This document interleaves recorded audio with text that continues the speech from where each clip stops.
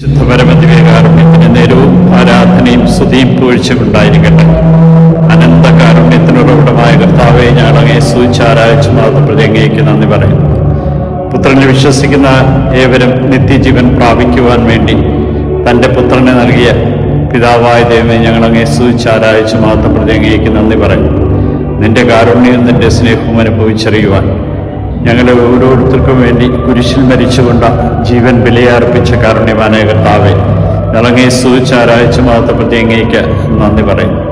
കാരുണ്യവാനായ കർത്താവെ, നിന്റെ കരുണയും നിന്റെ സ്നേഹവും അനുഭവിച്ചറിയും ഞങ്ങൾ ഓരോരുത്തരും നിന്റെ സ്നേഹത്തിൻ്റെ തികവിൽ ജീവിക്കുവാൻ തക്കവിധം ഞങ്ങളെ ഓരോരുത്തരെ അനുഗ്രഹിക്കണം.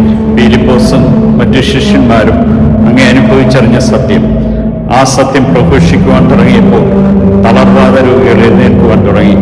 മുടന്തരും കുരുടരും ഒക്കെ സൗഖ്യം പ്രാപിച്ചു. അങ്ങേ സാക്ഷ്യപ്പെടുത്തുവാൻ സകലരും തയ്യാറായി.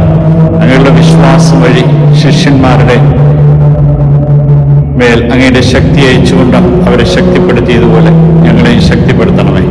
അങ്ങയുടെ കൃപാവരത്തിൻ്റെ അഭിഷേകത്താൽ ഞങ്ങളെ നിറച്ച് സകല തിന്മകൾ മോചിക്കുകയും ദൈവയുടെ പ്രസാദത്തിൻ്റെ നിറവിൽ ജീവിക്കുവാൻ ഞങ്ങൾക്ക് ഓരോരുത്തർക്കും കൃപ നൽകി അനുഗ്രഹിക്കുകയും ചെയ്യണമേ. ഇതാ കർത്താവെ, നിന്റെ തിരുമുമ്പിൽ ഞങ്ങളെ ഓരോരുത്തരെയും സമർപ്പിച്ചുകൊണ്ട് അങ്ങയുടെ അനുഗ്രഹത്തിനായി ഈ പ്രഭാതത്തെ സമർപ്പിക്കും. നിന്റെ കരുണയും സ്നേഹവും ഞങ്ങളുടെ മേൽ ചൊരിഞ്ഞ് ഞങ്ങൾ ഓരോരുത്തരും നിന്റേതാണെന്ന ബോധ്യത്തിൽ ജീവിക്കുവാൻ തക്കവിധം കൃപ നൽകി അനുഗ്രഹിക്കണമേ. പരിശുദ്ധ ദിവ്യകാരുണ്യമേ, ഞാൻ അങ്ങേ ആരാധിച്ച് സൂക്ഷിച്ചു മാത്രം അങ്ങേക്ക് നന്ദി പറയുന്നു.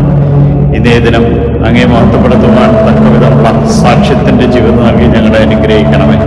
ഞങ്ങളുടെ കുടുംബത്തിലുള്ള എല്ലാവരും അങ്ങേ സാക്ഷ്യപ്പെടുത്തുവാൻ തക്കവിധം കൃപ നൽകി അനുഗ്രഹിക്കുകയും അങ്ങയുടെ കൃപാവനത്തിൻ്റെ അഭിഷേകത്താൽ ഞങ്ങളെ ശക്തിപ്പെടുത്തുകയും ചെയ്യണമേ. ഈശോയെ നന്ദി, ഈശോയെ സ്തുതി.